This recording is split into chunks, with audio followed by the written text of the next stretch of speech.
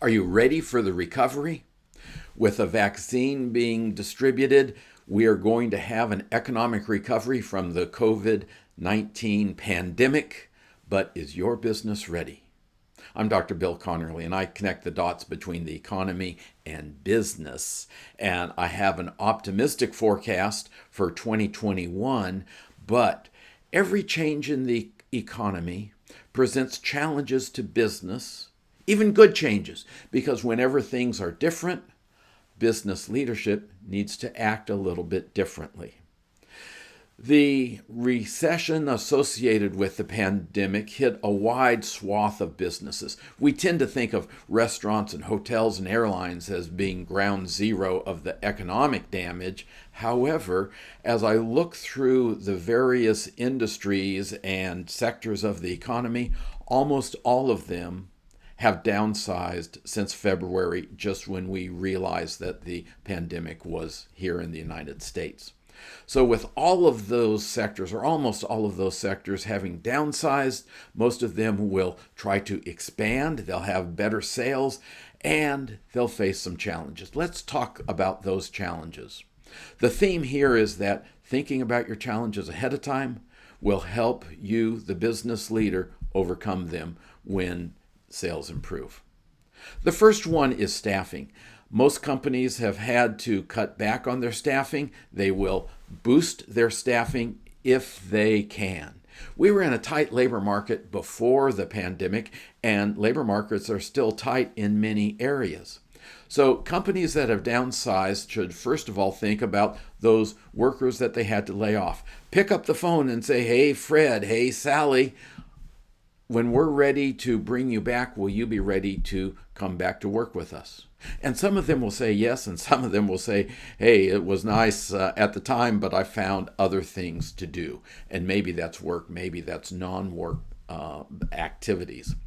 But you cannot count on everybody coming back. Have that conversation first. And you can have that conversation even before you're ready to hire. Just tell them honestly, we're not sure when we'll be ready to expand, but we're trying to figure out who will be ready to come to work for us when we're ready to expand our employment. That's a cheap and easy solution, and I love cheap and easy. The additional cheap and easy solution is to take applications, even if you're not hiring now. Have an online form for people to apply, and tell your frontline staff, if you have a physical location, to take an employment application from everybody who walks in the door. Those are people looking for work, and you can both gauge your ability to find employees by how many applications you get, and also you can gauge the kind of people who are actively looking for work by looking at those applications.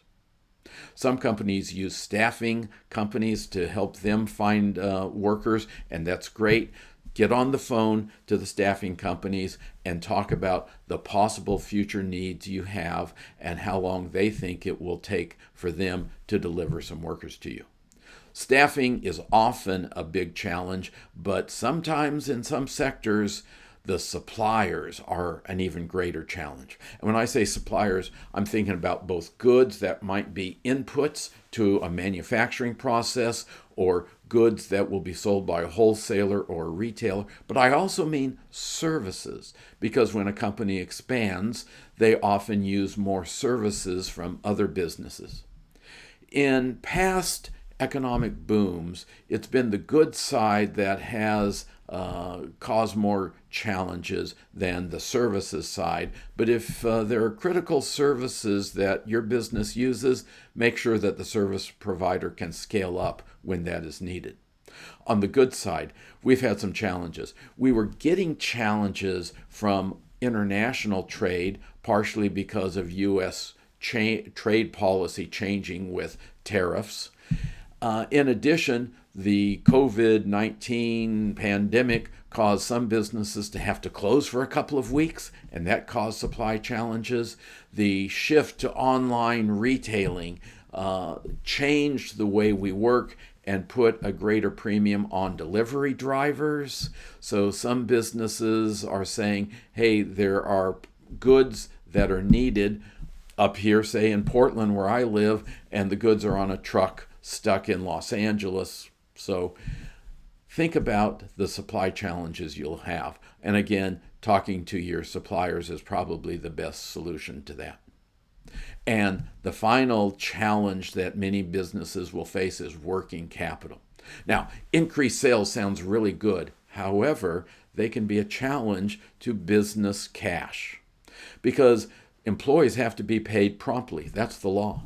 And some of your suppliers need to be paid promptly just in order for you to get the goods or services that you'll be using to affect those final sales. But for many companies, their customers are slow to pay, especially if you're selling to a Fortune 500 company. You may be used to terms such as 60 days, 90 days, 120 days before payment comes in. And if you're paying employees and other suppliers promptly, but then waiting 90 or 120 days to get the cash in the door, your accountant will say on an accrual basis, you're doing great. On a cash flow basis, you're out of money. What do you do if that's the situation? First of all, if you have a bank relationship, talk to your banker about that. The banker can understand the cash flow challenge if he or she hears about it ahead of time. But bankers get nervous when somebody comes in to borrow and they've already run out of cash. So an early conversation. And if you use non-bank source of credit, talk to your agent there as well.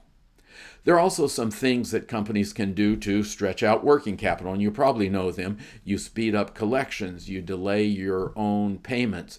You look at, if you need a new piece of equipment, maybe leasing it rather than purchasing it. This is part of the blocking and tackling of financial management in a company. But again, completing our theme, early attention to challenges, anticipation of challenges in a relaxed environment can help avoid those challenges when the economy really gets better. I'm Dr. Bill Connerly, connecting the dots between the economy and business. Feel free to subscribe to that. Feel free to leave a comment in the comment section here on YouTube, and I'll see you on my next video.